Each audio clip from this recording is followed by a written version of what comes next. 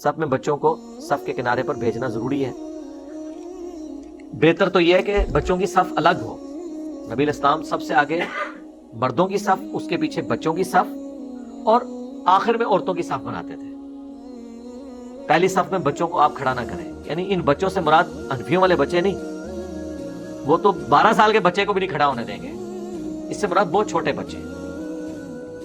لیکن جو ہوش میں ہے، جیسے کہا گیا 7 سال کا بچہ ہو جائے، ابو داؤد میں حدیث ہے، اسے نماز کا کہو 10 سال کا ہو جائے اور نہ پڑھے تو مار کے پڑھاؤ. تو اس کا مطلب ہے کہ 10 سال کا بچہ بڑا بچہ ہے، وہ پہلی صف میں کھڑا ہو سکتا ہے. اس کو کیوں آپ پیچھے کریں گے؟ ان کا تو حال یہ ہے، یہ تو مطلب بچوں کو پتہ نہیں کیا سمجھتے ہیں. پھر انہوں نے ایک مسئلہ گڑا ہوا ہے، نابالغ بچہ جو ہے وہ امامت نہیں کر سکتا. یہ بھی مسئلہ انہوں نے نکالا ہوا ہے. صحابہ کرام میں اس طرح کے بچے تھے چھوٹے جو امامت کرواتے تھے.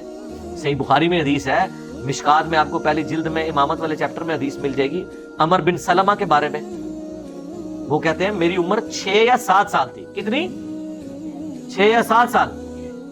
یہی وہ حدیث ہے جس کا وہ میں جیسے محدثین کو اختلاط ہو جاتا ہے، وہ معاذ ابن جبل کے ساتھ ہو گیا تھا. میں نے کہہ دیا تھا معاذ بن جبل جو ہے وہ 6-7 سال کے تھے تو امامت کرواتے تھے، وہ پکڑ لیا. اس میں سے مسئلہ کیا نکالا، اس مسئلے کو پکڑو. وہ معاذ ابن جبل نہیں تھے، وہ عمر بن سلمہ تھے. وہ 2 حدیثیں میرے دماغ میں مکس ہوگی، اس کی وجہ سے میں نے وہ بیان کر دیا تھا.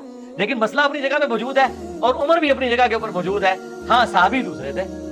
تو جو مسئلہ جو ہم نے نکالا اس کے اوپر بات کرو. تم تو کہتے ہو کہ بچہ جو ہے نابالغ امامت نہیں کروا سکتا. عمر بن سلمہ کے بارے میں مشکات کے اندر موجود ہے، امامت والے چیپٹر میں صحیح بخاری کے اندر موجود ہے. وہ کہتے ہیں میں چھوٹا سا بچہ تھا اور نبی علیہ السلام نے اعلان نبوت کیا تو قافلے جب ہمارے علاقے سے گزرتے تھے نا تو وہ نبی علیہ السلام کا ذکر کرتے تھے اور میرے ابا جی کا بڑا انٹرسٹ تھا. بعض بندے ہوتے ہیں نا، آج بھی آپ دیکھتے ہیں کچھ بندے وہ سیاست میں بڑا انٹرسٹ لیتے ہیں، دنیا میں کیا ہو رہا ہے. اس زمانے میں بھی ایسے لوگ ہوتے تھے. تو ہر قافلے والے سے پوچھتے تھے یار وہ ایک بندے نے دعویٰ نبوت کیا ہے. تو لوگ بتاتے تھے کہ دن بدن ان کا دین پھیل رہا ہے، لگتا ہے ان قریب شاید مکہ بھی فتح ہو جائے. اب مکہ جو ہے وہ سینٹرل پوائنٹ تھا اور قریش کی ایک دھاک تھی پورے عرب میں. مکے کا فتح ہونے کا مطلب یہ تھا کہ اب نبی علیہ السلام باقی اللہ کے رسول ہیں. ان کے نزدیک جن کو ابھی بھی کوئی ڈاؤٹ تھا کہ اللہ نے انہیں غلبہ دے دیا، کہ قریش مکہ نے گھٹنے ٹیک دیے، اتنے جنگجو قوم. تو کہتے ہیں کہ میں جب حضور علیہ السلام کی گفتگو سنتا تھا نا لوگوں سے، تو مجھے بچپن میں چھوٹی سی عمر میں 6-7 سال کی عمر میں تو انہوں نے امامت کروائی. وہ اس سے پہلے 4-5 سال کی عمر میں ہی قرآن کی آیات میں نے سن کے یاد کرنا شروع کرتی تھی. مجھے اتنی اچھی لگتی تھی، وہ ان کی اپنی زبان میں تھی نا.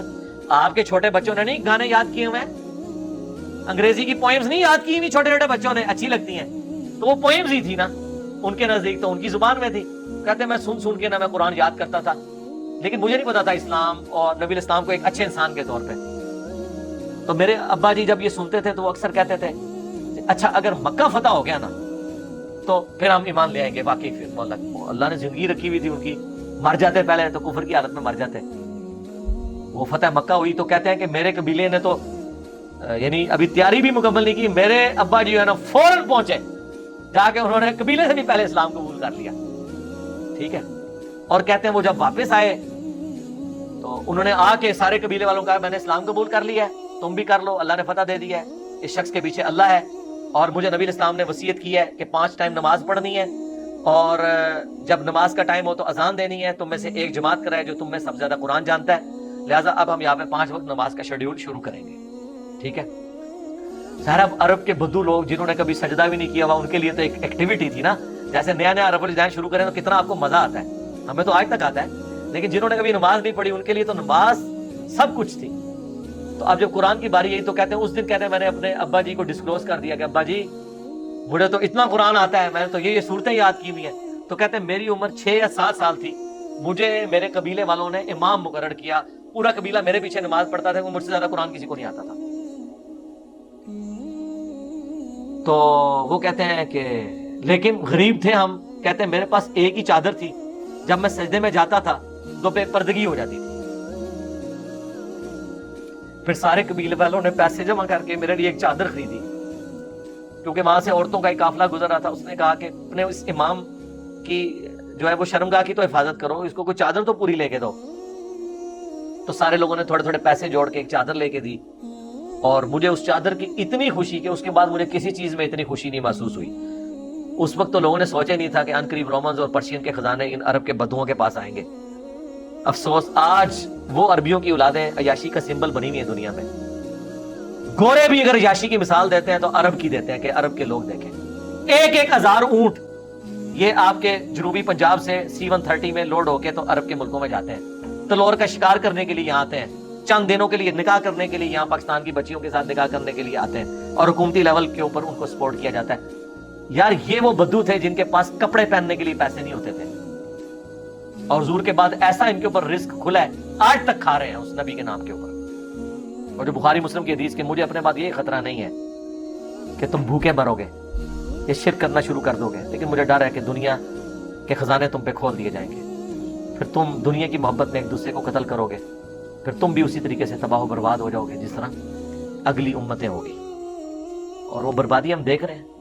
آج بھی عرب کی عیاشیوں کی مثال دی جاتی ہے دنیا میں کہ جتنا عرب عیاش ہے، دنیا میں مہنگی سے مہنگی جہاز ہوں گے یہ خریدیں گے، مہنگی سے مہنگی گاڑیاں یہ خریدیں گے، کشتیاں خرید لیں گے، بحری جہاز یہ لوگ خرید لیں گے، اپنے اسپیشل بوئنگ جہاز بنوائیں گے جس میں انہوں نے سوئمنگ پول بنائے ہوئے ہوں گے۔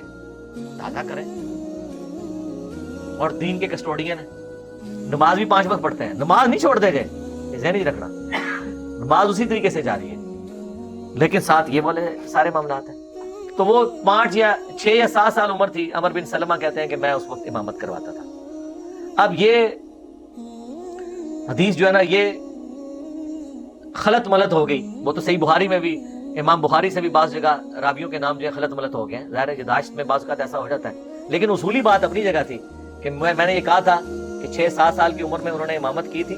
وہ معاذ بن جبل تو نہیں تھے، لیکن وہ عمر بن سلمہ تھے، اور ظاہر ہے کہ 6-7 سال کی عمر میں انہوں نے اسلام بھی قبول کیا۔